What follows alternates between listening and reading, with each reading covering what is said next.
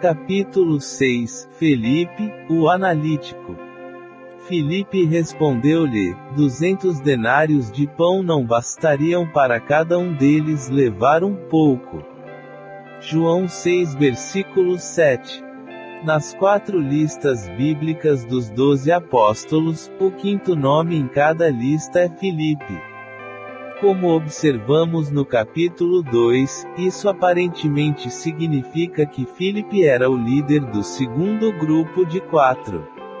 Em termos do registro bíblico, Filipe desempenha um papel um tanto menor em comparação com os 4 homens do grupo 1, mas ele é mencionado em várias ocasiões, de modo que emerge do grupo maior de 12 como um personagem distinto. Felipe é um nome grego que significa amante de cavalos. Também deve ter um nome judeu, pois todos os 12 apóstolos eram judeus. Mas seu nome judeu não é dado. Após a conquista de Alexandre, o Grande, no século 4 AC, a civilização grega se espalhou pelo Mediterrâneo e muitos no Oriente Médio adotaram a língua, a cultura e os costumes gregos. Estes eram conhecidos como os helenistas. Compare Atos dos Apóstolos 6 versículo 1. Talvez Filipe veio de uma família de judeus helenísticos. O costume pode ter determinado que ele também tinha um nome hebraico, mas, por alguma razão, ele parece ter usado exclusivamente seu nome grego. Portanto, o conhecemos apenas como Felipe. Este Filipe não deve ser confundido com o diácono Filipe que encontramos em Atos dos Apóstolos 6, que se tornou um evangelista e conduziu o eunuco etíope a Cristo. Filipe, o apóstolo, era uma pessoa completamente diferente. O apóstolo Filipe era de Betsaída, cidade de André e Pedro, João 1 versículo 44. Visto que eram judeus piedosos, Filipe provavelmente cresceu frequentando a mesma sinagoga que Pedro e André frequentavam. Devido à relação que existia entre eles e os filhos de Zebedeu, Filipe possivelmente conhecia os 4. As evidências bíblicas indicam que Filipe, Natanael e Tomé eram pescadores da Galileia, pois em João 21, após a ressurreição, quando os apóstolos voltaram para a Galileia e Pedro disse: "Vou pescar", João 2 versículos 1 a 3, outros que estavam lá responderam: "Nós também vamos com vocês". De acordo com João 21, versículo 2, esse grupo incluía Simão Pedro, Tomé, chamado Dídimo, Natanael de Caná da Galileia, os filhos de Zebedeu e outros 2 de seus discípulos. Os outros 2 cujos nomes não são dados provavelmente eram Filipe e André, pois em todos os lugares eles sempre são vistos na companhia dos homens mencionados nesta passagem. Se todos os 7 eram pescadores profissionais, é muito provável que fossem amigos e colegas de trabalho muito antes de seguirem a Jesus. Isso mostra como os apóstolos eram parentes, com pelo menos metade do grupo, incluindo os membros principais, vindo de uma pequena região, provavelmente exercendo a mesma profissão e se conhecendo desde antes de se tornarem discípulos. Em certo sentido, isso é um tanto surpreendente. Talvez esperássemos que Jesus seguisse outro método na escolha dos 12. Afinal, ele os estava escolhendo para a formidável tarefa de serem apóstolos. Seus substitutos quando ele não estava mais na terra, homens com plena autoridade para falar e agir em seu nome. Talvez esperássemos que ele vasculhasse a terra para encontrar os homens mais talentosos e qualificados. Mas, em vez disso, ele escolheu um pequeno grupo de pescadores, um grupo diversificado de homens, mas homens comuns que já se conheciam, e não tinham talentos ou habilidades excepcionais. E ele disse: eles vão trabalhar. Tudo o que ele esperava deles era sua boa vontade. Ele os atrairia a ele, os treinaria, os capacitaria e os capacitaria para servi-lo. Porque eles iriam pregar a mensagem de Jesus e realizar milagres pelo seu poder, esses pescadores resistentes eram mais adequados para a tarefa do que um grupo de prodígios brilhantes tentando operar com seus próprios talentos poderia ter sido. Apesar disso, às vezes agiam como prima-donas. Talvez uma das razões de Jesus para selecionar e chamar esse grupo específico foi que, em sua maioria, eles já se davam bem. Em todo caso, depois de ter escolhido Pedro, André e João, Jesus localizou e chamou Filipe, natural da mesma aldeia de onde havia chamado Pedro e André. O que sabemos sobre Filipe? Mateus, Marcos e Lucas não dão detalhes sobre ele.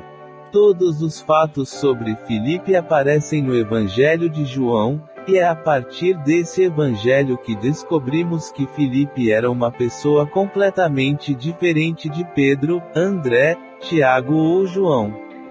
No relato de João, Filipe frequentemente aparece ao lado de Natanael, também conhecido como Bartolomeu, então podemos presumir que os dois eram companheiros bastante próximos. Mas Felipe é diferente de seu amigo especial. Na verdade, ele é único entre todos os discípulos. Se juntarmos todas as peças que o apóstolo João oferece sobre Filipe, parece que se trata de um analista clássico. Ele era um homem de fatos e números, um homem prático que seguia as regras e não era propenso a pensar no que viria a seguir. Ele era o tipo de pessoa que tende a ser o desmancha-prazeres do grupo, um pessimista, um indivíduo de mente estreita, às vezes incapaz de ver o quadro geral e muitas vezes obcecado em identificar as razões pelas quais as coisas não podem ser feitas, em vez de encontrar novas maneiras de fazê-lo. Sua predisposição era para o pragmatismo e o cinismo, e às vezes para o derrotismo em vez de ser um visionário. Seu chamado. Conhecemos Filipe pela primeira vez em João 1, um dia depois que Jesus chamou André, João e Pedro. Você deve se lembrar que Jesus chamou esses três primeiros no deserto, onde eles estavam aprendendo aos pés de João Batista. João os apontou para o Messias e eles deixaram João Batista e seguiram Jesus. João escreve: no dia seguinte, Jesus quis ir para a Galileia, e encontrou Filipe, e disse-lhe: segue-me. João 1 versículo 43. Aparentemente, Filipe também estava no deserto com João Batista e, antes de voltar para a Galileia, Jesus o procurou e o convidou a se juntar aos outros discípulos. Pedro, André e João, e provavelmente também Tiago, podemos dizer que eles encontraram mais ou menos Jesus. Para ser preciso, elas foram dirigidas a ele por João Batista, então esta é a primeira vez que lemos que o próprio Jesus procurou e encontrou um deles. Isso não significa que Jesus soberanamente não buscou e chamou o resto. De fato, sabemos que ele os havia escolhido antes da fundação do mundo. Em João 15, versículo 16, Jesus diz a eles: vocês não me escolheram, mas eu escolhi vocês. Mas nas descrições de como eles encontraram Jesus, essa linguagem é exclusiva do chamado de Filipe. Este é o primeiro a quem Jesus procurou fisicamente e o primeiro a quem Jesus disse: siga-me. A propósito, é interessante notar que no final de seu ministério terreno, Jesus teve que dizer a Pedro: segue-me. João 21 versículos 19 e 22. Aparentemente, Pedro ainda precisava daquela palavra de encorajamento depois de seu fracasso na noite em que Jesus foi traído. Mas Filipe foi o primeiro a ouvir e obedecer a essas palavras. Desde o início, Jesus procurou ativamente Filipe. E ele o encontrou e o convidou a segui-lo. E ele encontrou em Filipe um discípulo ansioso e disposto. É óbvio que Filipe já tinha um coração inquisitivo. Certamente, um coração perscrutador prova que Deus está soberanamente chamando a pessoa porque, como Jesus disse, ninguém pode vir a mim, se o Pai que me enviou não o trouxer. João 6 versículo 44, e novamente, ninguém pode vir a mim, a menos que lhe seja concedido pelo Pai. Versículo 65. Percebemos que Filipe tinha um coração ansioso pela maneira como respondeu a Jesus. Filipe encontrou Natanael e disse-lhe: achamos aquele de quem Moisés escreveu na lei, como também os profetas, Jesus, filho de José, de Nazaré. João 1 versículo 45. É óbvio que Filipe e Natanael, como os 4 primeiros discípulos, haviam estudado a lei e os profetas e estavam em busca do Messias. Por isso foram ao deserto ouvir João Batista. Então, quando Jesus veio a Filipe e disse: siga-me, seus ouvidos, olhos e coração já estavam abertos e ele estava pronto para segui-lo. Observe algo interessante sobre a expressão que Filipe usou ao falar com Natanael: nós o encontramos. Quanto a Filipe, ele havia encontrado o Messias em vez de o Messias tê-lo encontrado. Aqui vemos a tensão clássica entre a escolha soberana e a escolha humana. A chamada para Filipe é uma ilustração perfeita de como ambos existem em perfeita harmonia. O Senhor encontrou Filipe, mas Filipe sentiu que havia encontrado o Senhor. Do ponto de vista humano, ambos eram verdadeiros, mas do ponto de vista bíblico, sabemos que a escolha de Deus é determinante. Você não me escolheu, mas eu escolhi você. João 15 versículo 16.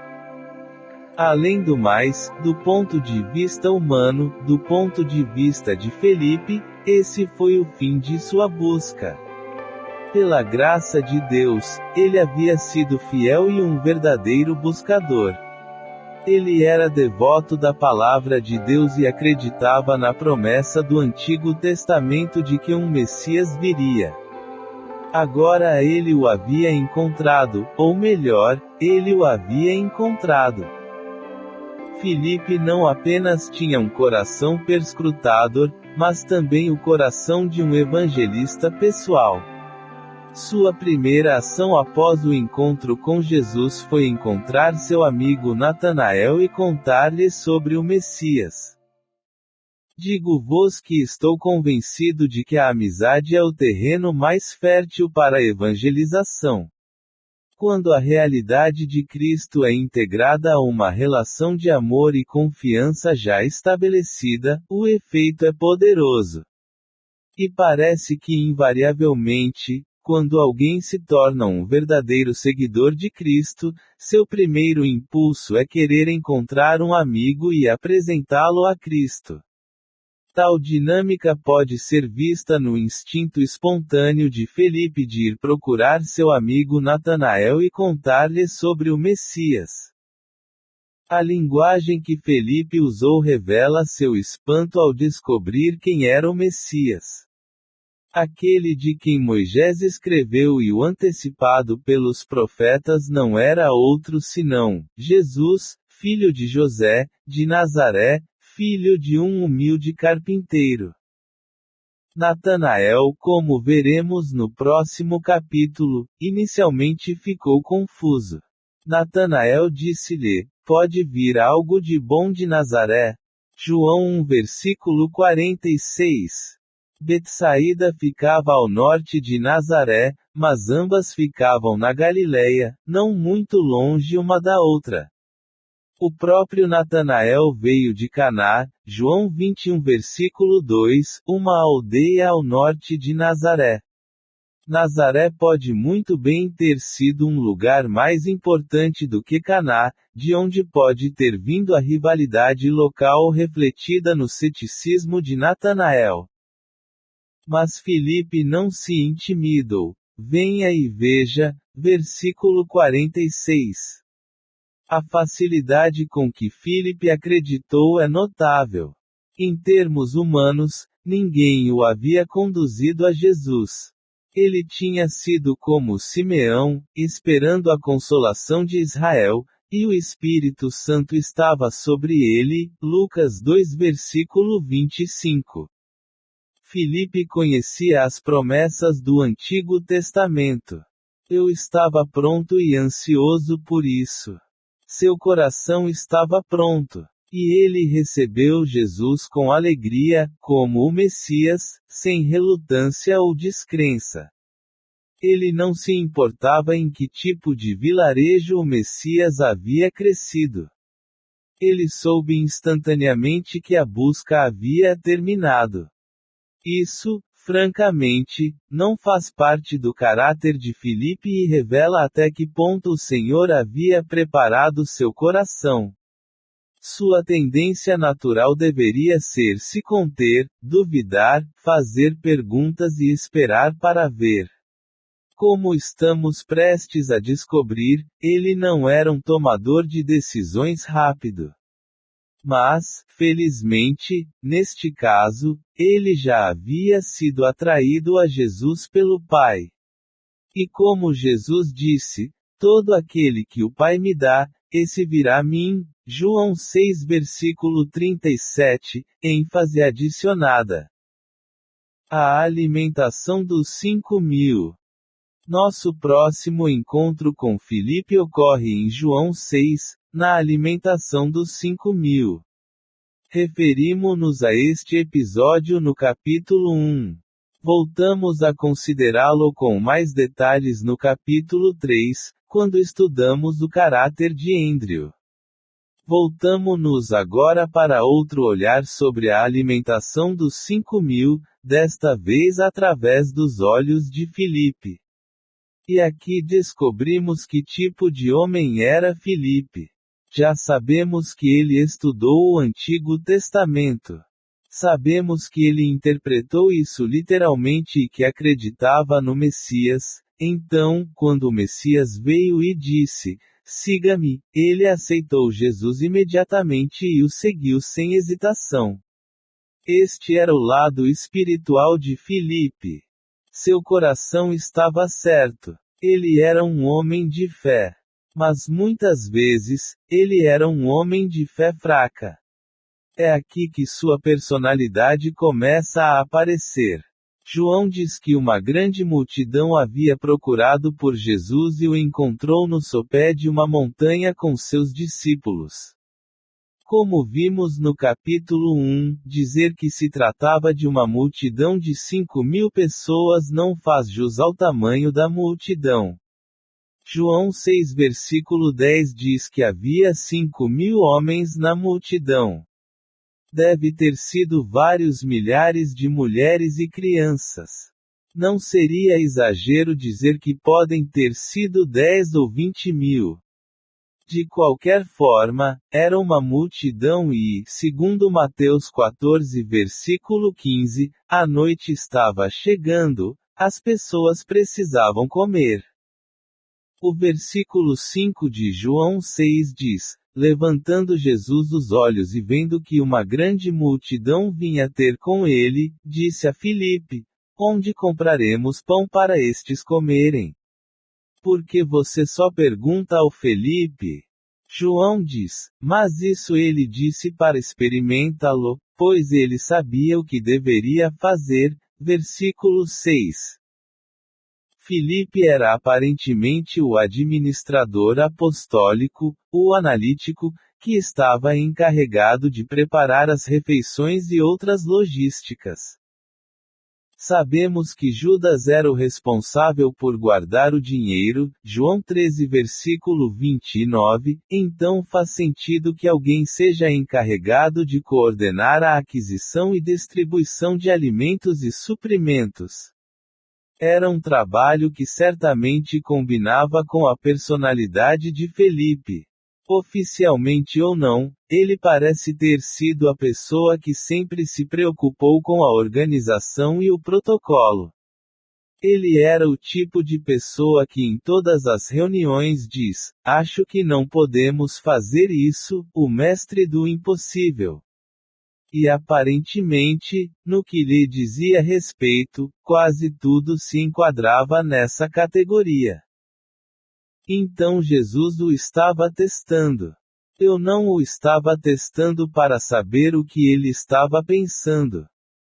Jesus já sabia disso. Compare João 2 versículo 25. Ele não estava pedindo a ela para formular um plano. João diz que Jesus também já sabia o que ele mesmo ia fazer. Ele estava testando Felipe para que Felipe pudesse ter uma revelação de como ele era. É por isso que Jesus se voltou para Felipe, a personalidade administrativa clássica, e perguntou-lhe: "Como você pretende alimentar toda esta gente?" É claro que Jesus sabia exatamente o que Felipe estava pensando. Acho que o Felipe já tinha começado a contar as caras. Quando a torcida começou a chegar, ele já estava fazendo as contas. Estava ficando escuro. A multidão era imensa. Logo estariam com fome. E comer naquela época não era fácil. Não havia lanchonetes naquela encosta da montanha, então quando Jesus fez a pergunta, Filipe já tinha os custos prontos. Respondeu Filipe: 200 denários de pão não bastariam para cada um deles levar um pouco. João 6 versículo 7. Aparentemente, desde o momento em que viu a multidão pela primeira vez, ele pensou nas dificuldades de fornecer comida a eles. Em vez de pensar, que ocasião sublime! Jesus vai ensinar esta multidão. Que oportunidade tremenda para o Senhor! O que Felipe via em seu pessimismo era a impossibilidade da situação. Filipe estava presente quando Jesus criou o vinho da água. João 2, versículo 2. Eu tinha visto inúmeras vezes quando Jesus curou os enfermos, incluindo vários milagres criativos e regenerativos. Mas quando ele viu aquela grande multidão, ele começou a se sentir oprimido pelo impossível. Ele caiu no erro de pensar no material. E quando Jesus testou sua fé, ele respondeu com descrença aberta: "Isso não pode ser feito." De uma perspectiva puramente humana, ele estava absolutamente certo. Um denário era o pagamento de um dia para um trabalhador comum. Compare Mateus 20, versículo 2. Em outras palavras, entre todos os discípulos, pelo menos 12 deles, e provavelmente muitos mais, mal tinham 8 meses de salário diário de trabalhador para atender às suas próprias necessidades. Não era uma quantia grande, considerando tudo o que tinha que ser feito para a alimentação e hospedagem dos próprios discípulos. Com uma quantia tão pequena, eles não conseguiam pensar em um lanche magro para tanta gente. Filipe provavelmente estava pensando: um denário pode comprar 12 pães de trigo. A cevada é mais barata.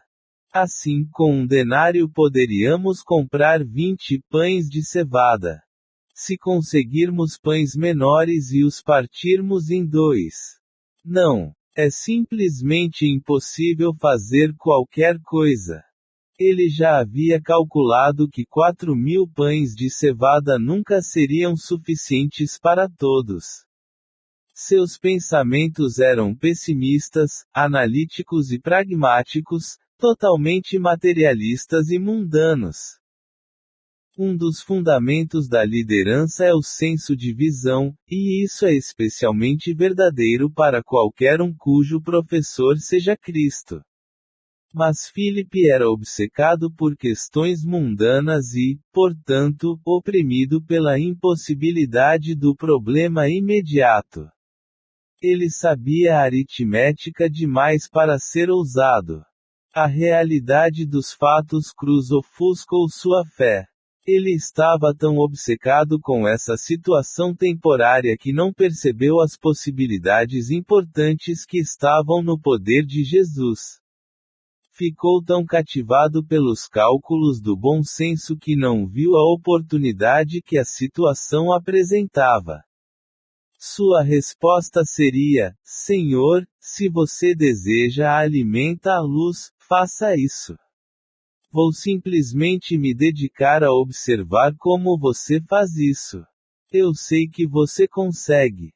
Fizeste vinho em Canaã, e deste maná a teus filhos no deserto. Faça isso. Diremos a todos para fazer fila e você apenas fará a comida. Essa teria sido a resposta apropriada. Mas Felipe estava convencido de que tal coisa simplesmente não poderia ser feita. O poder sobrenatural ilimitado de Jesus havia escapado completamente de seu pensamento. Por outro lado, Andrés parecia vislumbrar uma pequena possibilidade. Ele encontrou um menino com 2 peixes em conserva e 5 pães de cevada e o levou a Jesus. Até a fé de Andrés foi desafiada pelo tamanho colossal do problema logístico. Ele disse a Jesus: Aqui está um menino que tem 5 pães de cevada e 2 peixinhos, mas o que é isso para tantos? Versículo 9. Ou André tinha um tênue raio de esperança de que Jesus faria alguma coisa, sugerido pelo fato de ter levado a criança até Jesus, ou foi influenciado pelo pessimismo de Filipe, e com esse ato ele se identificou com a ideia de que a situação era impossível. De qualquer maneira, Filipe perdeu a oportunidade de ver a recompensa por sua fé, e a ação de André, que provavelmente indicava algum grau escasso de fé, foi recompensada. Como Jesus lhes havia ensinado: se tiverdes fé como um grão de mostarda, direis a este monte: passa daqui para acolá, e ele passará, e nada vos será impossível. Mateus 17 versículo 20. Felipe precisava aprender essa lição. Tudo lhe parecia impossível, precisava deixar de lado suas preocupações materialistas, pragmáticas e de bom senso e aprender a se apropriar do poder sobrenatural da fé. A visita dos gregos. João 12 nos dá outro indício do caráter de Filipe. Mais uma vez, vemos seu temperamento extremamente analítico. Você se preocupa demais com questões como métodos e protocolos. Ele carecia de destemor e visão, tornando-o muito tímido e muito ansioso. E quando teve uma nova oportunidade de exercer fé, desperdiçou-a novamente. Os versículos 20 e 21 de João 12 dizem: Havia alguns gregos entre os que tinham subido para adorar na festividade. Estes, pois, aproximaram-se de Filipe, que era de Betsaída da Galileia, e rogaram-lhe, dizendo: Senhor, gostaríamos de ver Jesus. Esses gregos eram gentios que adoravam a Deus ou eram proselitos de pleno direito do judaísmo que vieram a Jerusalém para adorar a Deus na Páscoa. Esta foi a Páscoa final da estrutura do Antigo Testamento, durante a qual o próprio Jesus seria morto como o verdadeiro Cordeiro de Deus. Ele estava a caminho de Jerusalém para morrer pelos pecados do mundo. Esses gregos estavam muito interessados em ver Jesus. Viraram-se, então, para Felipe. Talvez porque seu nome fosse grego, eles pensaram que ele seria seu melhor contato. Ou talvez tivessem descoberto que Felipe era, de certa forma, o administrador do grupo, aquele que tomava todas as providências de que os discípulos precisavam. Mais uma vez vemos que, quer Filipe ocupasse esse cargo oficialmente ou porque não havia mais ninguém designado para fazê-lo, ele parece ter sido o encarregado das operações. Então esses homens se aproximaram dele para marcar um encontro com Jesus. Felipe, como o típico administrador, provavelmente passou por todo o manual de protocolos e procedimentos que tinha em mente. Na verdade, se ele fosse como muitos administradores que conheci, devia ter um manual de políticas escrito, que consultava meticulosamente e insistia em seguir ao pé da letra. Eu o imagino como alguém que faz tudo exatamente como está escrito. De alguma forma, esses gregos sabiam que essa era a pessoa que ditava as regras, então pediram a ele que marcasse uma entrevista com Jesus. Não foi um pedido difícil ou complexo. Apesar disso, Felipe parece inseguro sobre o que deveria fazer. Se você tivesse consultado o manual sobre os gentios e Jesus, teria percebido que Jesus certa vez disse quando ordenou a seus discípulos que pregassem: não sigam pelo caminho dos gentios, nem entrem em cidade de samaritanos, mas vão às ovelhas perdidas da casa de Israel. Mateus 10 versículos 5 e 6.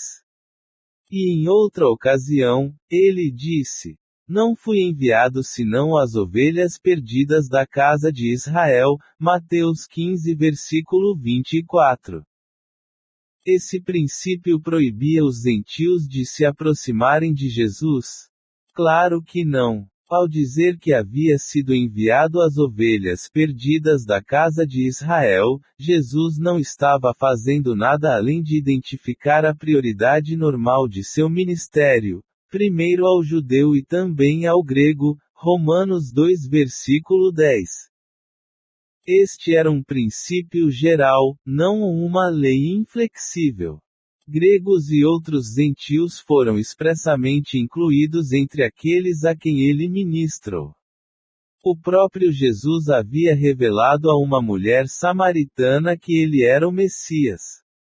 Embora o foco central de seu ministério fosse Israel primeiro, ele era, afinal, o Salvador do mundo, não apenas Israel. Veio para os seus, e os seus não o receberam. Mas a todos os que o receberam, aos que creram no seu nome, deu-lhes o direito de serem feitos filhos de Deus. João 1 versículo 11 e 12. Mas pessoas como Felipe não se dão bem com regras não escritas, porque querem que todas sejam rígidas e invioláveis. Não havia protocolo no manual sobre como apresentar os gregos a Jesus. E Felipe não estava preparado para fazer algo que não fosse convencional. No entanto, ele tinha um bom coração. Então ele conduziu os gregos a André. Andrés com certeza poderia levar qualquer um a Jesus. Então, Felipe foi e contou ao Andrés, então André e Filipe contaram a Jesus. João 12 versículo 22. Obviamente, Felipe não era um homem determinado. Não havia precedente para apresentar Jesus aos gentios, então ele procurou a ajuda de André antes de tomar qualquer medida. Dessa forma, ninguém poderia culpá-lo por não fazer as coisas de acordo com o manual. Afinal, André estava sempre levando as pessoas a Jesus. André seria o culpado se alguém levantasse alguma objeção. Podemos presumir com segurança que Jesus acolheu os gregos com alegria. Ele mesmo disse: "Todo aquele que o Pai me dá, esse virá a mim, e quem vem a mim de maneira nenhuma o lançarei fora." João 6 versículo 37. João 12 não registra nada sobre o encontro de Jesus com os gregos, exceto o discurso que Jesus proferiu naquela ocasião. Jesus respondeu-lhes dizendo: "É chegada a hora de o Filho do Homem ser glorificado.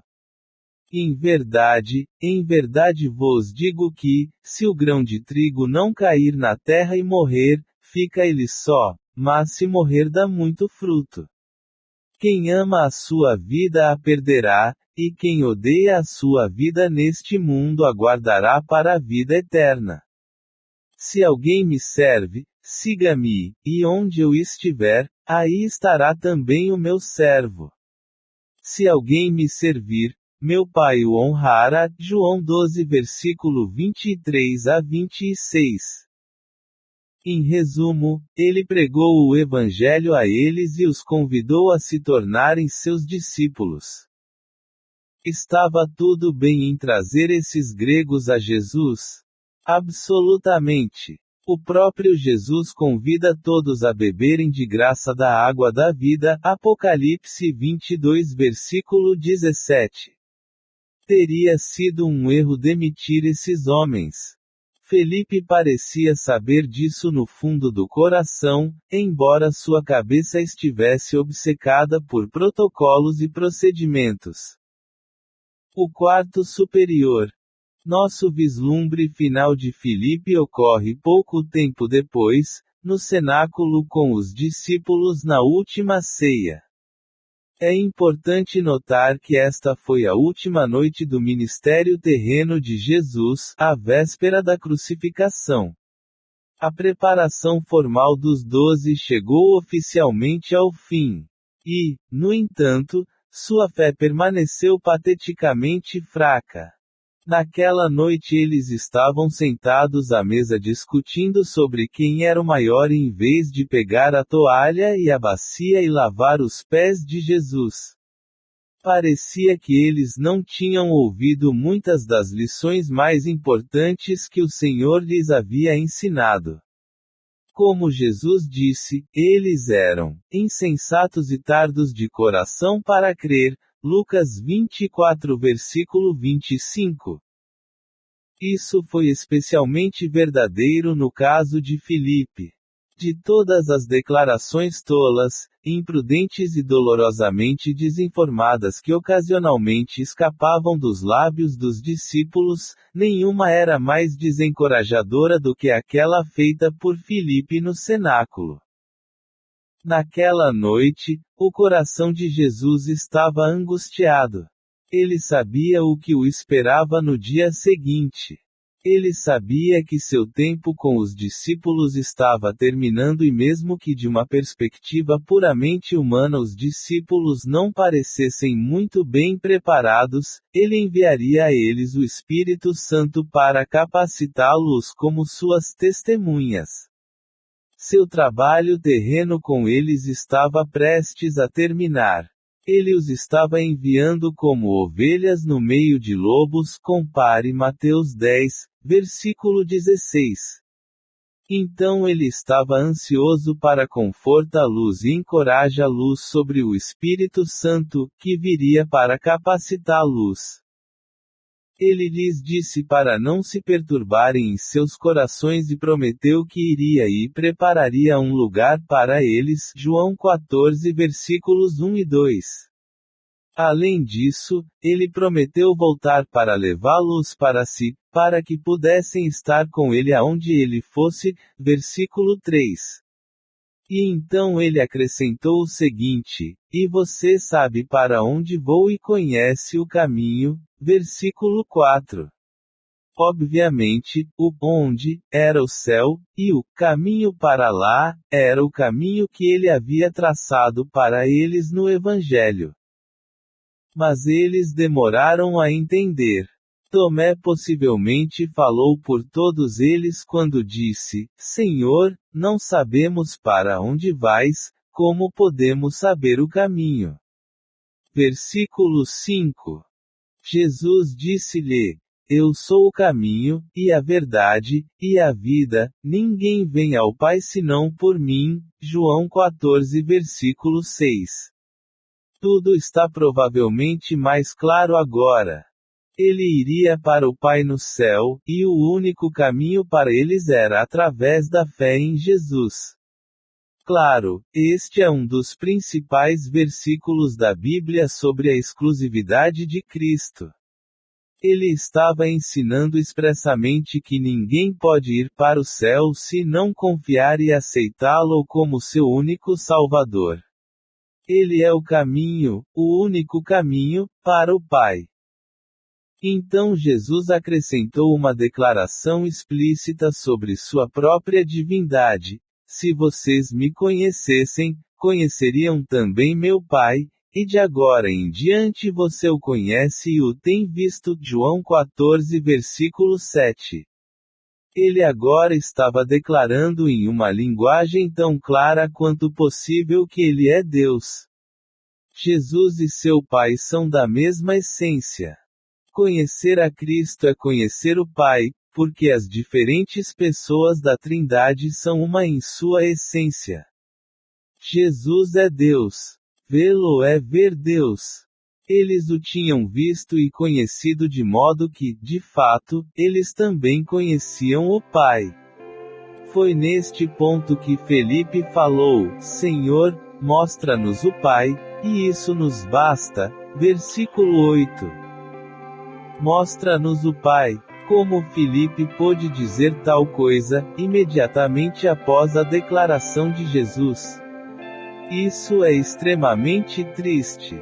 Era de se esperar que, quando Felipe chegasse a esse ponto, muito tempo depois de ter seguido a Jesus, ele já estivesse mais bem informado. Todo esse tempo ele havia recebido os ensinamentos de Jesus. Ele havia testemunhado incontáveis milagres. Ele tinha visto pessoas curadas das piores doenças e deformidades. Ele estava lá quando Jesus expulsou demônios. Em muitas ocasiões, ele passou tempo em relacionamento íntimo com Cristo, 24 horas por dia, 7 dias por semana, durante meses. Se ele realmente conhecesse a Cristo, também conheceria o Pai. Versículo 7. Como ele poderia dizer agora: Mostra-nos o Pai? Onde ele esteve todo esse tempo? Respondeu-lhe Jesus: Há tanto tempo estou convosco e não me conheces, Filipe. Quem me vê, vê o Pai. Como, pois, dizes: Mostra-nos o Pai? Versículo 9. O que Felipe teria pensado que estava acontecendo nos últimos 2 ou 3 anos? De todas as pessoas que responderam com tanta fé no início, como ele poderia ter feito um pedido assim no final? Onde estava a sua fé? Jesus perguntou-lhe: Você não acredita que eu estou no Pai e o Pai em mim? As palavras que eu vos digo, não as digo por mim mesmo, mas o Pai que habita em mim é quem faz as obras. Creia-me que estou no Pai e o Pai em mim, caso contrário, acredite em mim pelas próprias obras. Versículos 10 e 11. Em essência, o que Jesus estava dizendo era o seguinte: Eu sou para o Pai o que você é para mim. Eu sou o apóstolo do Pai. Eu sou o seu Shaliach. Eu ajo com seu poder total delegado a mim. E outra coisa, eu sou um com o Pai. Eu estou no Pai e o Pai está em mim. Compartilhamos a mesma essência divina. Observe a súplica: Não acreditas? Acreditar. Filipe já havia aceitado Jesus como Messias. Agora Cristo o estava encorajando a levar sua fé à sua conclusão lógica. Filipe já estava na presença do próprio Deus, vivo e eterno. Ele não precisava ver nenhum milagre maior do que este. Ele não precisava de nenhuma outra prova dramática. Mostra-nos o Pai, o que ele estava dizendo.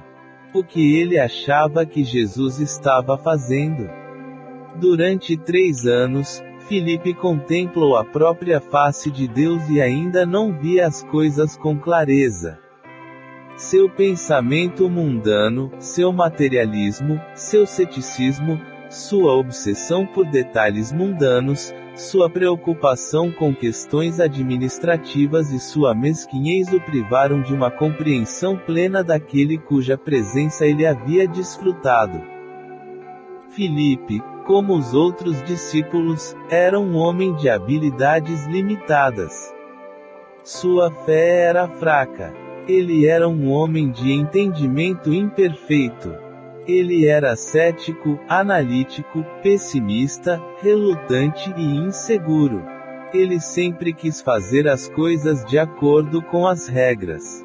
Sua mente estava cheia de fatos e números, tornando-o incapaz de compreender o quadro completo do poder divino, da pessoa e da graça de Cristo.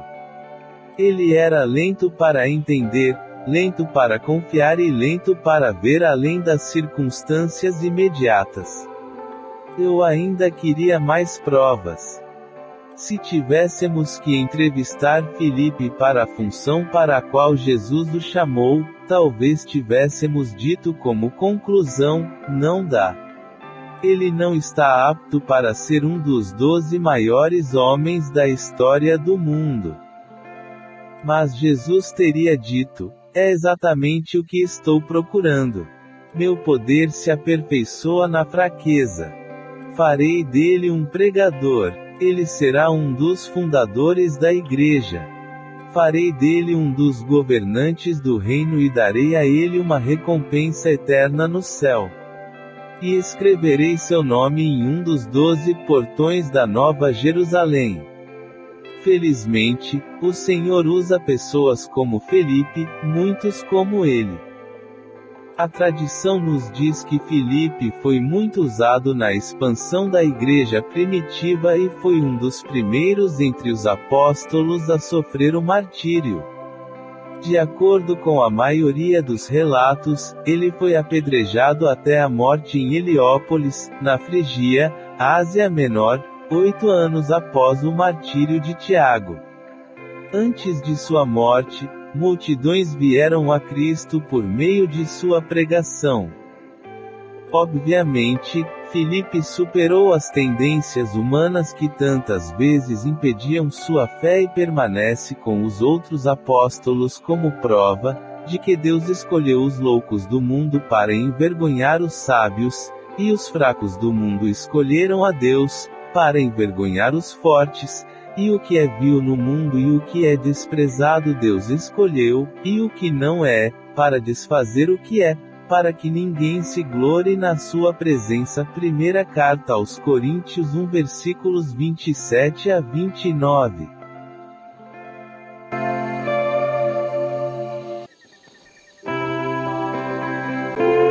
Capítulo 7, Natanael, em quem não há dolo.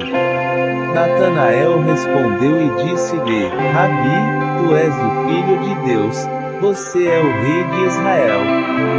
João 1 versículo 49.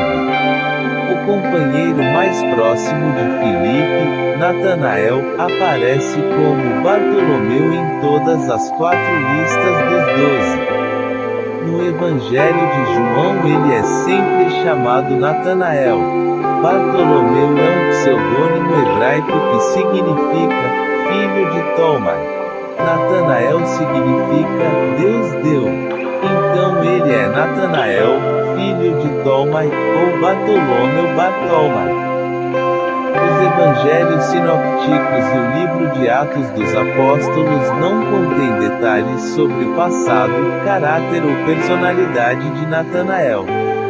Na verdade, cada um deles menciona isso apenas uma vez, quando listam os 12 discípulos.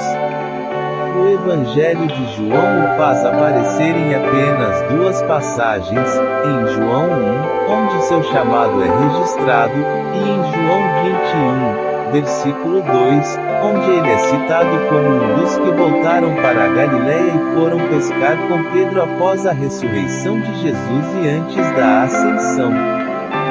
De acordo com João 21 versículo 2, Natanael veio de uma pequena aldeia em Canaã na Galiléia, o lugar onde Jesus realizou seu primeiro milagre, transformando água em vinho, João 2 versículo 11. Caná ficava muito perto de Nazaré, a cidade de Jesus. Como vimos no capítulo anterior, foi Filipe quem trouxe Natanael a Cristo imediatamente depois que Jesus o encontrou e o chamou. Aparentemente, Filipe e Natanael eram bons amigos porque em cada uma das listas dos 12 apóstolos nos evangelhos sinópticos, os nomes de Filipe e Natanael aparecem juntos. Nos relatos relacionados à igreja primitiva e em muitas das histórias daquela época sobre os apóstolos, seus nomes também aparecem juntos. Aparentemente, a amizade entre eles foi mantida ao longo dos anos que passaram com Cristo. Tal como aconteceu com Pedro e André, que muitas vezes eram referidos como irmãos, e Tiago e João, que também eram irmãos, encontramos esses dois sempre lado a lado, não como irmãos, mas como amigos íntimos. Praticamente tudo o que sabemos sobre Natanael Bartolomai vem do relato de João sobre seu chamado ao discipulado. Lembre-se que tal evento aconteceu no deserto, logo após o batismo de Jesus, quando João Batista apontou a Cristo como o Cordeiro de Deus que tira o pecado do mundo. João 1 versículo 29. André, João e Pedro, e possivelmente também Tiago, foram os primeiros a serem chamados, versículos 35 a 42. No dia seguinte, tendo proposto ir para a Galiléia, Jesus procurou Filipe e chamou-o também, versículo 43. De acordo com o versículo 45, Filipe encontrou Natanael. Obviamente, eles eram amigos. A Escritura não diz se era uma relação comercial, uma relação familiar ou apenas uma relação social. Mas é evidente que Filipe era próximo de Natanael e sabia que Natanael estaria interessado em saber que o tão esperado Messias finalmente havia sido identificado. Na verdade, Filipe mal podia esperar para compartilhar a notícia com ele, então ele imediatamente o procurou e o levou a Jesus. Aparentemente, Filipe encontrou Natanael perto do mesmo lugar onde o Senhor encontrou Filipe. A breve descrição de como Natanael veio a Jesus está cheia de indicações de seu caráter. Com ela aprendemos bastante sobre o tipo de pessoa que Natanael era. Seu amor pela escrita. Um fato interessante sobre Natanael é óbvio pela maneira como Filipe anunciou a ele que havia encontrado o Messias. Filipe encontrou Natanael e disse-lhe: achamos aquele de quem Moisés escreveu na lei, assim como os profetas. João 1 versículo 45. Obviamente, a verdade da Escritura era algo que interessava a Natanael. Filipe conhecia Natanael e, portanto, sabia que ele ficaria intrigado com a notícia de que Jesus era aquele sobre quem Moisés e os profetas haviam profetizado nas Escrituras. Portanto, quando Filipe falou a Natanael sobre o Messias que ele havia encontrado, ele o fez do ponto de vista da profecia do Antigo Testamento. O fato de Filipe ter apresentado Jesus a ele dessa maneira sugere que Natanael estava ciente das profecias do Antigo Testamento. Isso provavelmente indica que Natanael e Filipe estudaram o Antigo Testamento juntos.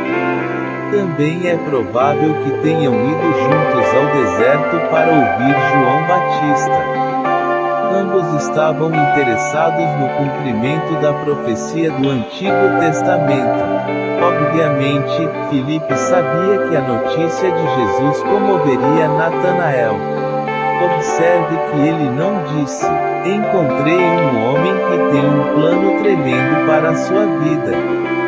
Ele não disse: "Encontrei um homem que consertará seu casamento e seus problemas pessoais e dará sentido à sua vida." Ele não tentou interessar Natanael dizendo-lhe como Jesus poderia tornar sua vida melhor. Filipe falou de Jesus como o cumprimento das profecias do Antigo Testamento porque sabia que isso despertaria o interesse de Natanael. Ele, como um estudante assíduo do Antigo Testamento, já buscava a verdade divina. A propósito, parece que todos os apóstolos, com exceção de Judas Iscariotes, buscavam até certo ponto a verdade divina antes de encontrar Jesus. Eles estavam sendo atraídos pelo Espírito de Deus. Seus corações estavam abertos para a verdade e ansiosos para conhecê-la.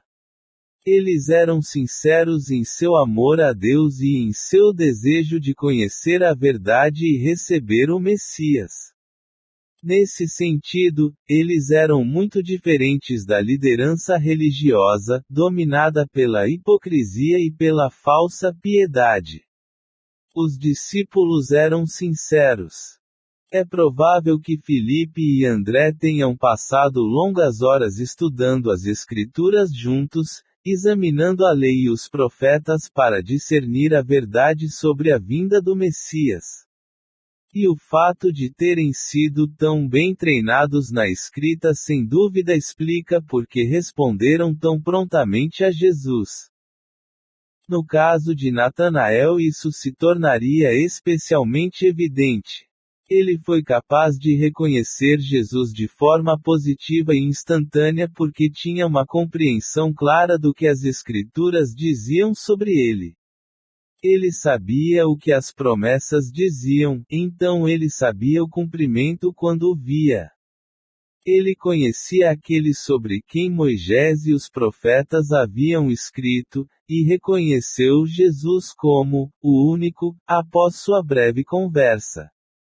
Com um olhar, Natanael soube quem era Jesus e o recebeu ali mesmo. Isso foi possível porque ele havia sido um estudante diligente das Escrituras. Filipe disse-lhe: "É Jesus, filho de José, de Nazaré." Jesus era um nome bastante comum. E Yeshua é sua forma aramaica. É o mesmo nome que é traduzido como Josué, no Antigo Testamento. Seu significado é: Jeová é a salvação, porque ele salvará o seu povo dos pecados deles. Mateus 1 versículo 21.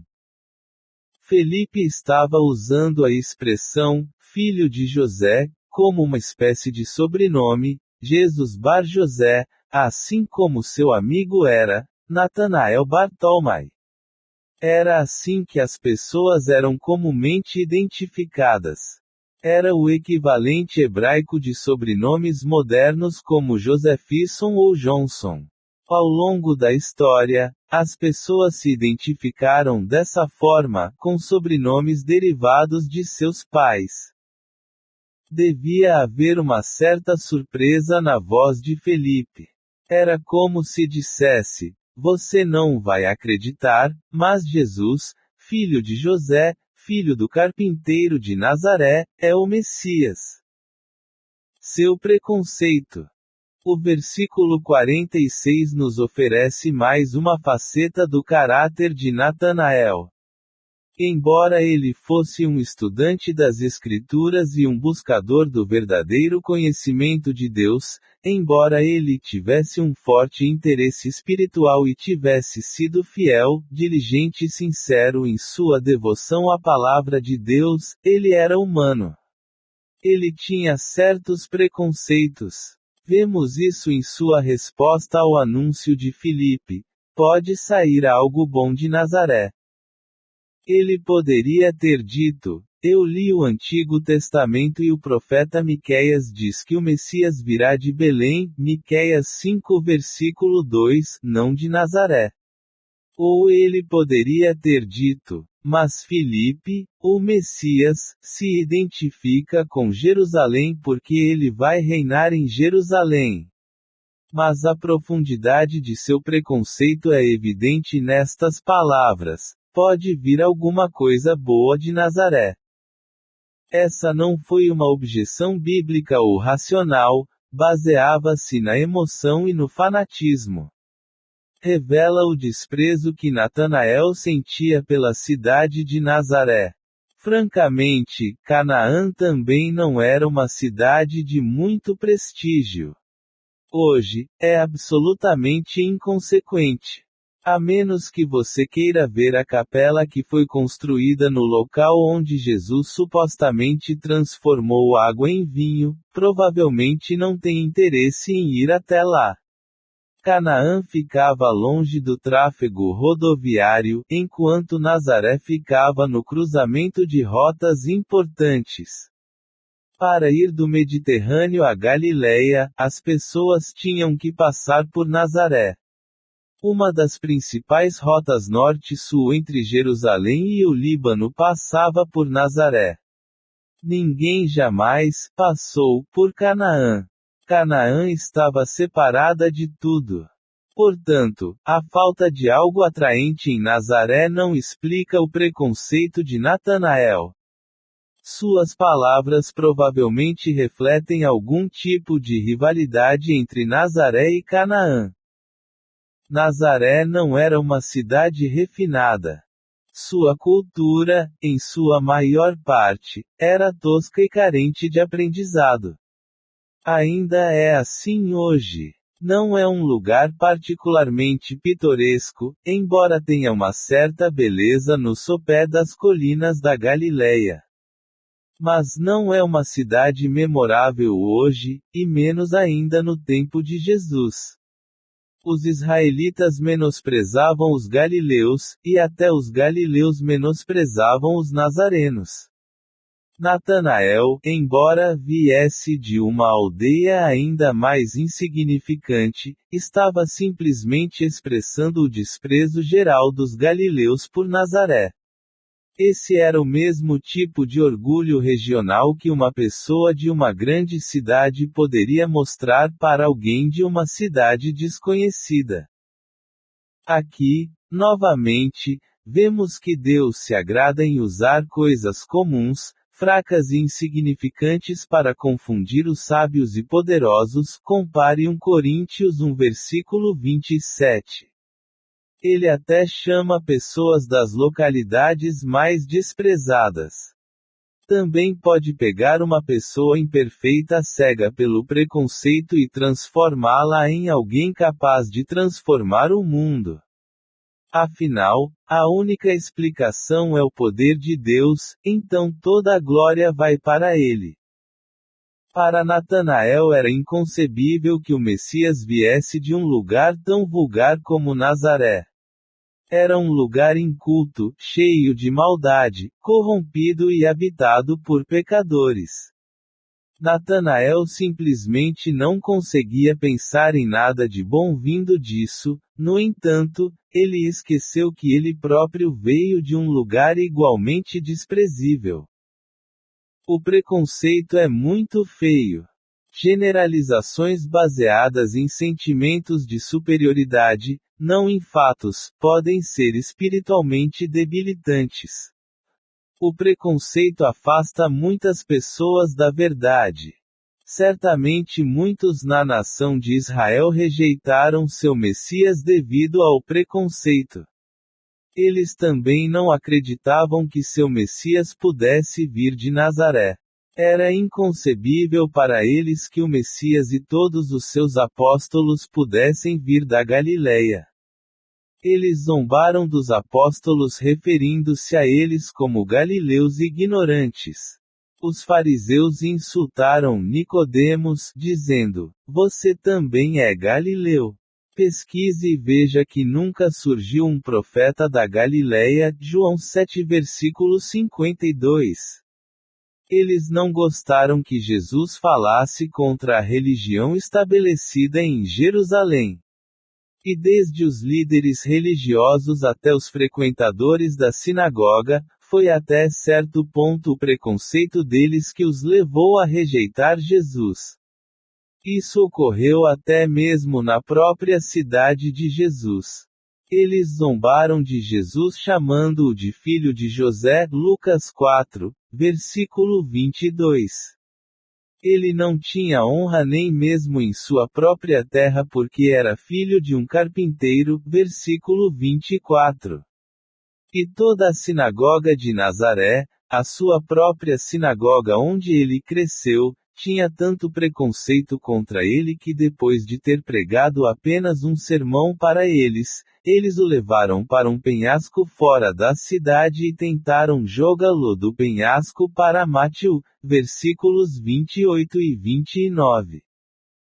O preconceito afetou sua visão do Messias.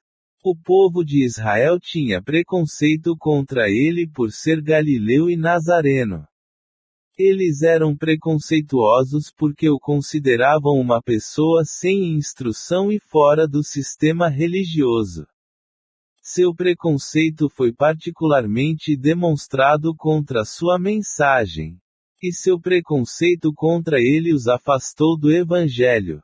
Eles não queriam ouvi-lo porque eram cultural e religiosamente intolerantes. John Bunyan compreendeu o perigo do preconceito. Em sua famosa alegoria, A Guerra Santa, ele descreve as forças de Emanuel trazendo o Evangelho para a cidade de Mansell. Eles começaram seu ataque à alma humana pelo portão da orelha porque a fé vem pelo ouvir. Mas Diabolos, inimigo de Emanuel e suas forças, queria manter Mansell no inferno. Então Diabolos decidiu conter o ataque posicionando um guarda especial no portão da orelha. Lá ele colocou, o velho senhor preconceito, um sujeito colérico e desajustado. De acordo com Bunyan, eles fizeram do senhor preconceito, capitão da guarda naquele portão e colocaram sob seu comando 60 homens, chamados de surdos, homens destacados para esse serviço, pois não ouviram uma palavra dos capitães ou dos soldados. Esta é uma descrição muito vivida de quantas pessoas se tornam insensíveis à verdade do Evangelho. Seus próprios preconceitos os tornam surdos à verdade. Os ouvidos dos homens estão fechados ao Evangelho por muitos tipos de preconceito: preconceito racial, preconceito social, preconceito religioso e preconceito intelectual. O preconceito fez com que a maior parte da nação judaica se tornasse surda ao Messias. Satanás colocou o senhor preconceito e seu bando de surdos na porta dos ouvidos de Israel. É por isso que foi quando Jesus veio para os seus, e os seus não o receberam. João 1 versículo 11. John Bunyan usou a metáfora da surdez. O apóstolo Paulo usou o da cegueira, mas, se o nosso evangelho ainda está oculto, entre os perdidos está oculto, nos quais o Deus deste século cegou o entendimento dos incrédulos, para que lhes não resplandeça a luz do evangelho da glória de Cristo, que é a imagem de Deus, segunda carta aos Coríntios 4 versículos 3 e 4. Seu preconceito contra a verdade os tornou cegos e surdos, e eles perderam a mensagem. E a mesma coisa acontece hoje. Natanael vivia em uma sociedade de temperamento preconceituoso. Na realidade, todos os pecadores são. Fazemos afirmações tendenciosas. Tiramos conclusões tendenciosas sobre indivíduos, classes de pessoas e sociedades inteiras. Natanael, como nós, tinha essa tendência pecaminosa. E a princípio seu preconceito o fez reagir com ceticismo quando Filipe lhe disse que o Messias era nazareno. Felizmente, seu preconceito não foi forte o suficiente para afastá-lo de Cristo. Filipe disse-lhe: venha e veja, versículo 46. Essa é a melhor forma de lidar com o preconceito, confronta-lo com os fatos. O preconceito é baseado em sentimentos.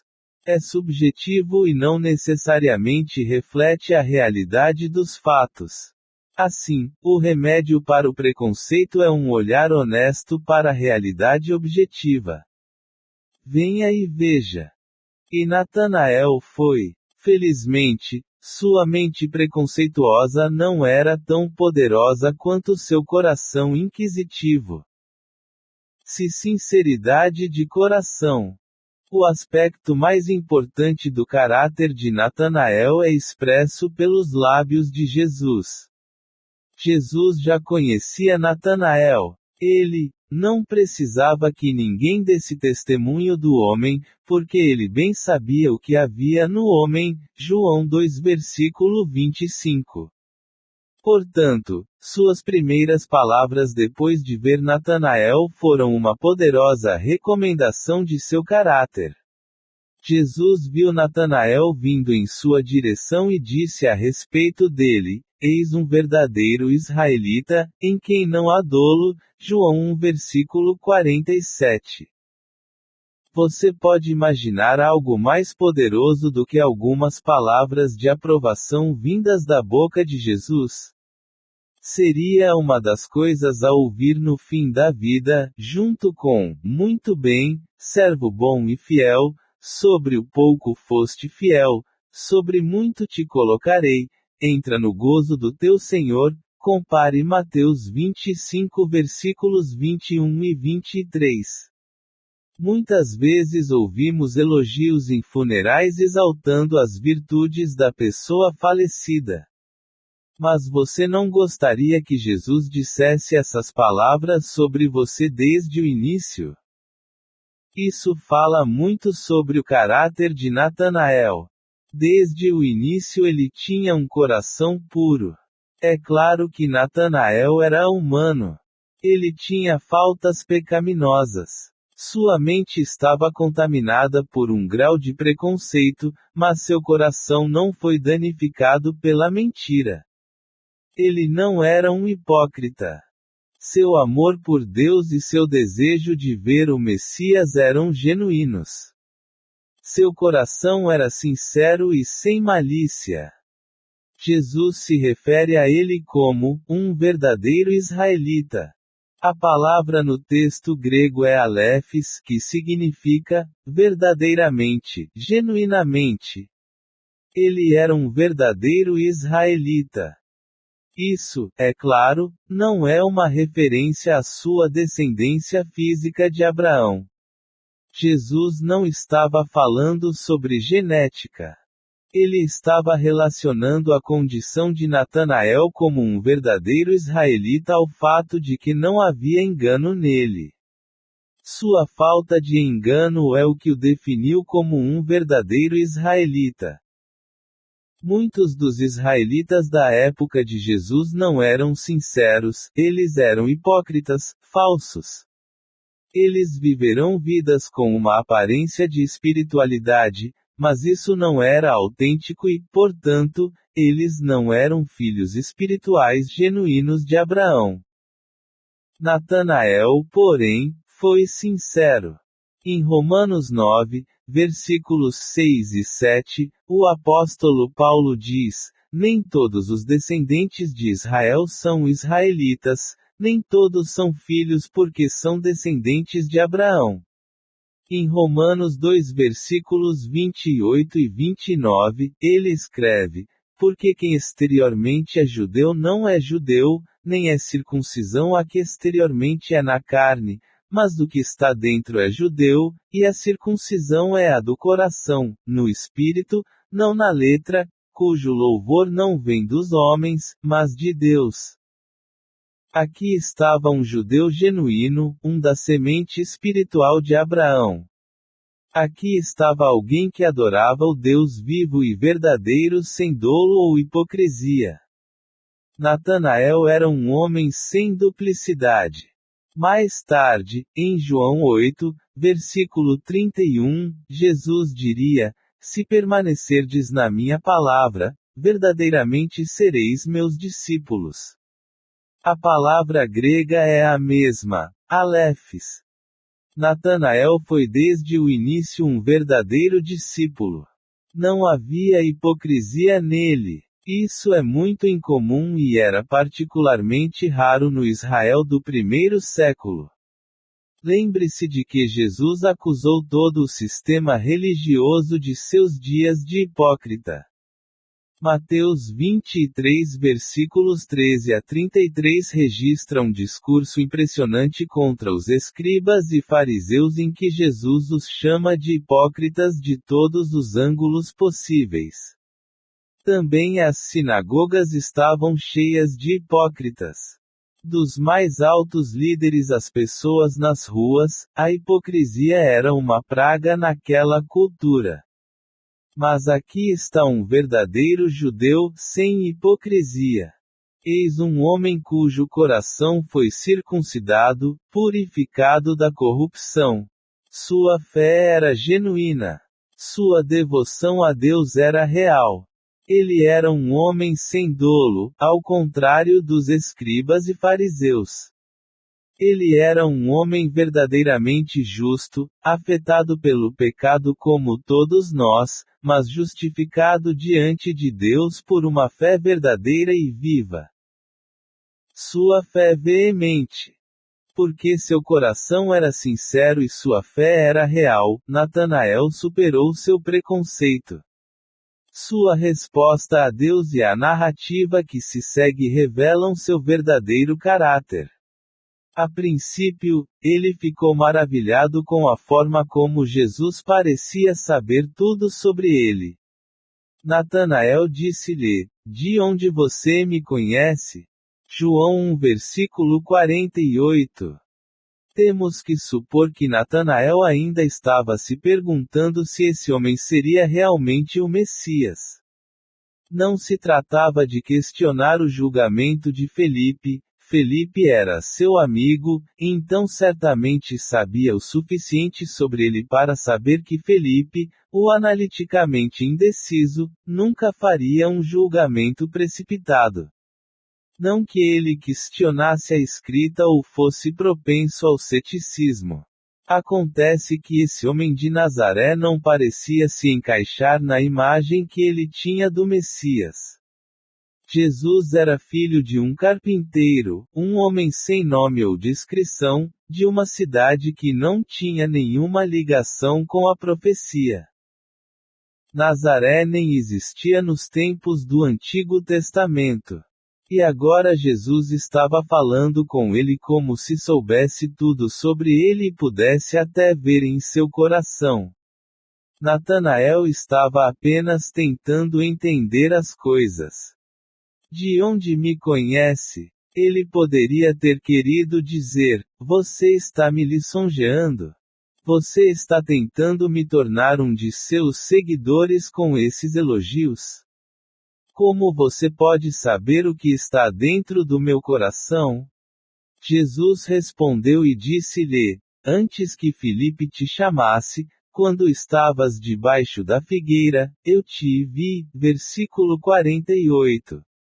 Isso mudou as coisas. Não era bajulação, era onisciência. Jesus não estava fisicamente presente para ver Natanael debaixo da figueira, e Natanael sabia disso. De repente, ele percebeu que estava na presença de alguém que podia olhar dentro de seu coração com um olhar que tudo vê. Qual a importância da figueira? Provavelmente foi o lugar onde Natanael foi estudar a Escritura e meditar nela. Naquela cultura e época, as casas eram bastante pequenas, quase sempre com apenas um cômodo. Geralmente era cozido por dentro, para que o fogo continuasse aceso mesmo no verão. A casa pode se encher de fumaça e ar viciado. Árvores foram plantadas ao redor das casas para mantê-las frescas e com sombra. As figueiras eram uma das melhores árvores para plantar perto das casas porque produziam frutas saborosas e proporcionavam boa sombra. As figueiras crescem até uma altura de cerca de 5 metros. Possuem tronco curto e retorcido, e seus galhos são baixos, atingindo até 8 ou 10 metros. Uma figueira perto de uma casa fornecia um bom local grande, protegido e sombreado. Se você quisesse escapar do barulho e da atmosfera pesada da casa, sairia e descansaria à sua sombra. Era uma espécie de lugar privado ao ar livre, perfeito para meditação, reflexão e solidão. Sem dúvida Natanael foi lá para estudar a Escritura e orar. Na verdade, Jesus estava dizendo a ela: eu conheço o estado do seu coração porque eu vi você debaixo da figueira. Eu sabia o que você estava fazendo. Esse é o seu quarto particular onde você vai estudar, orar e meditar. Naquele lugar secreto, eu vi você. Eu sabia o que você estava fazendo. Não é que Jesus tivesse visto apenas o lugar onde Natanael estava, mas também o seu coração. Ele sabia que Natanael era sincero porque viu através de seu coração quando estava debaixo da figueira. Isso foi o suficiente para Natanael. Natanael respondeu e disse-lhe: Rabi, tu és o Filho de Deus, tu és o Rei de Israel. Versículo 49. Todo o Evangelho de João foi escrito para provar que Jesus é o Filho de Deus. João 20 versículo 31. As primeiras palavras de João são uma declaração poderosa da divindade de Jesus. No princípio era o Verbo, e o Verbo estava com Deus, e o Verbo era Deus.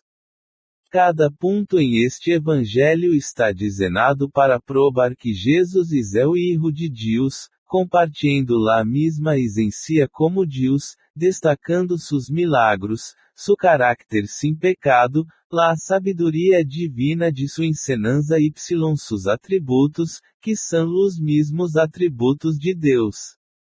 João está escrevendo para mostrar as várias maneiras pelas quais Jesus se manifestou como Deus. E aqui no primeiro capítulo, ele apresenta o testemunho de Natanael de que este Jesus é o onisciente Filho de Deus, da própria essência de Deus. Lembre-se, esta é a mesma verdade que Filipe, amigo de Natanael, ainda não havia compreendido 2 anos depois, quando disse a Jesus no cenáculo: Mostra-nos o Pai, João 14, versículos 8 e 9. O que Felipe não entendeu até o fim, seu amigo Natanael entendeu desde o início. Natanael conhecia o Antigo Testamento. Ele estava familiarizado com o que os profetas haviam dito. Ele sabia onde procurar. E agora, dado o fato de que Jesus veio de Nazaré, sua onisciência, sua intuição espiritual, sua capacidade de ler o coração foram suficientes para convencer Natanael de que não havia dúvida de que ele era o verdadeiro Messias. A familiaridade de Natanael com as profecias messiânicas do Antigo Testamento é claramente vista em sua resposta a Jesus: Tu és o Filho de Deus, tu és o Rei de Israel. O Salmo 2 indica claramente que o Messias seria o Filho de Deus. Muitas profecias do Antigo Testamento falam dele como o Rei de Israel, incluindo Sofonias 3 versículo 15, o Senhor desviou os teus juízos, expulsou os teus inimigos, o Senhor é Rei de Israel no meio de ti, nunca veja o mal. E Zacarias 9 versículo 9, alegra-te muito, filha de Sião, exulta, filha de Jerusalém, eis que o teu rei virá a ti, justo e salvador, humilde, e montado num jumento, num jumentinho, filho de uma burro. Miqueias 5 versículo 2, o mesmo versículo que prediz seu nascimento em Belém, refere-se a ele como: de ti me sairá aquele que será o Senhor em Israel, e suas partidas são desde o princípio, desde os dias da eternidade, identificando-o não apenas como rei, mas como o eterno. Então, quando Natanael viu a prova da onisciência de Jesus, ele instantaneamente reconheceu aquele que ele estava esperando, o Messias, o Filho de Deus e o Rei de Israel. Natanael era como Simeão, que pegou o menino Jesus nos braços e disse: Agora, Senhor, despede em paz o teu servo, segundo a tua palavra, porque os meus olhos viram a tua salvação, que preparaste na presença de todos os povos, luz para revelação aos gentios e glória para o teu povo Israel. Lucas 2 versículos 29 a 32. Simeão instantaneamente reconheceu Jesus como aquele por quem ele estava esperando. Natanael, um estudante cuidadoso das Escrituras, era um verdadeiro judeu que esperava pelo Messias e sabia que, quando ele viesse, seria o Filho de Deus e Rei. Natanael nunca esteve meio comprometido.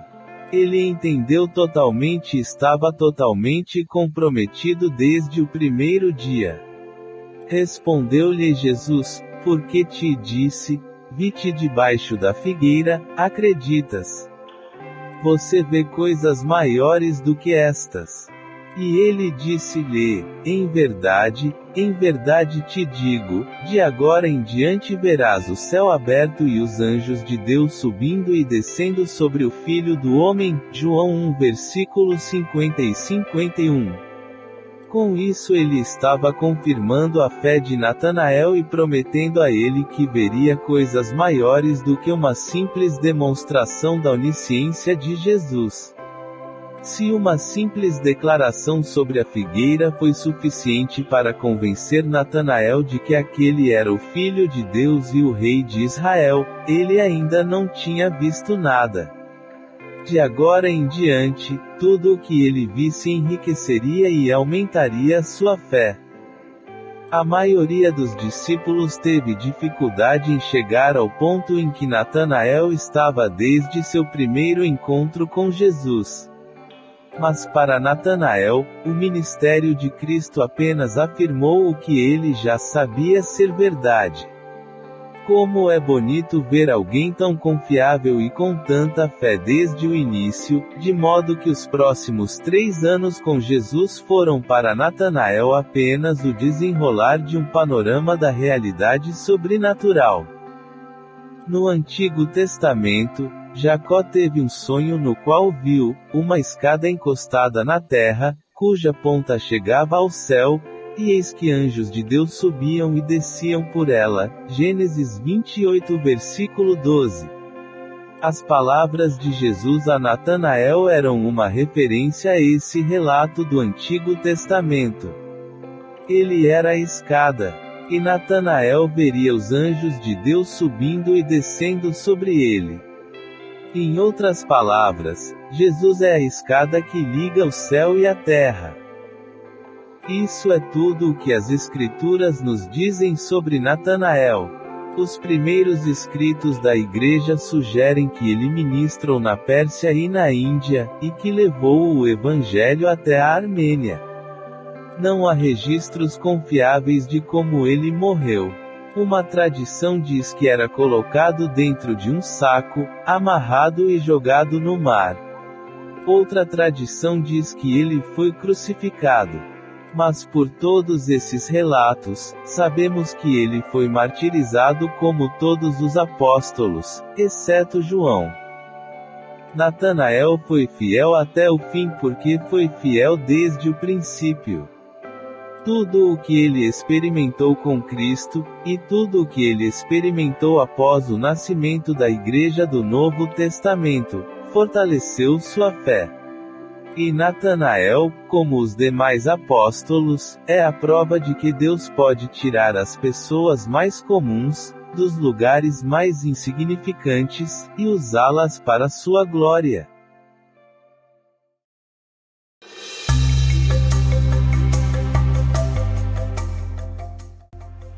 Caro amigo ouvinte, em nome da equipe, o Poliglota Cristão, damos as boas-vindas e estamos contentes que você goste deste canal criado e projetado para você, onde você pode ouvir as adaptações dos melhores títulos cristãos em seu idioma. Livros escritos por autores renomados no meio cristão, e inspirados na Palavra de Deus. Incentivamos você a se juntar a nós e aproveitar esta nova série de audiolivros intitulada 12 Homens Comuns, escrita pelo pastor John MacArthur, autor deste e de outros títulos famosos. John MacArthur nasceu em Los Angeles, Califórnia, em 19 de junho de 1939, é um pastor e autor americano, conhecido por seu programa de rádio de ensino cristão distribuído internacionalmente, Grace to You. Ele é pastor e professor da Grace Community Church em Sun Valley, Califórnia, desde 9 de fevereiro de 1969 e atualmente também é o presidente do Masters College em Neoal, Califórnia, e do Teachers Seminary em Los Angeles. Ao contrário da crença popular, não precisamos ser perfeitos para fazer a obra de Deus. John MacArthur examina os 12 homens que Cristo escolheu como seus discípulos e nos ajuda a descobrir como podemos transformar nossas próprias imperfeições em ferramentas úteis para impactar os outros. Sem ir mais longe, as fraquezas dos 12 discípulos são preservadas para sempre através das páginas do Novo Testamento. Jesus escolheu pessoas comuns, como pescadores, cobradores de impostos, políticos fanáticos, e transformou suas fraquezas em pontos fortes, produzindo grandeza a partir da total inutilidade. MacArthur descreve os princípios do treinamento cuidadoso dos primeiros 12 discípulos, para discípulos modernos como você. Na próxima semana, convidamos você a nos acompanhar com novos capítulos desta série intitulada 12 Homens Comuns. E se você gostou deste vídeo e do canal, encorajamos você a nos apoiar a crescer dando likes e se inscrevendo para que possamos continuar trabalhando para trazer o melhor conteúdo para você. Até a próxima semana. Deus te abençoe.